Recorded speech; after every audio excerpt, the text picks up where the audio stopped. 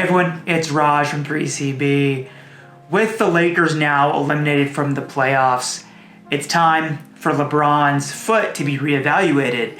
When he returned from that initial injury and said that 2 doctors had recommended surgery, and then he went to one, the quote-unquote LeBron James feat, who said that he could play through it. The plan all along was then to reevaluate and reassess the foot following the end of the season.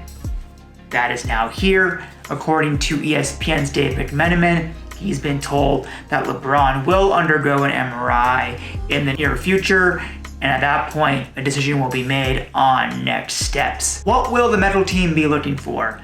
Firstly, they'll be looking at how well that tendon is actually healing, or the rate of healing. How much has it healed since he had his previous MRI? Of course, considering the amount of stress he put through the foot during that ramp-up period at the end of the season and into the playoffs. So if it's deemed that the tendon is healing sufficiently well, then surgery very well may not be required. However, if it's not healing quite how they expected, then they might still wait a little bit more time, or they might decide that surgical intervention is the best option at that time. Secondly, another key criteria factor here will be how functionally limited is LeBron. Is he having pain? Is he having soreness? How persistent is it? How long does it last for?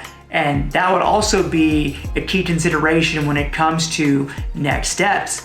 Let's say the tendon is healing sufficiently well, but functionally he's still limited, then there may not be need for surgery here, but there could be alternative treatment options to help reduce some of that soreness and pain. For example, like a PRP injection, or sometimes there's something called regenikine, which can be quite useful as well when it comes to healing. So those are options too when it comes to his plan of care. It's not just as simple as surgery or not. There are some positive indicators here for LeBron's foot. The fact that he didn't have any overt re-aggravations with that foot during the ramp up and during the playoffs. I mean, he even played basically the full 48 minutes of the final game of the season and had arguably his best game of the playoffs. He didn't have that acceleration and burst, but that's expected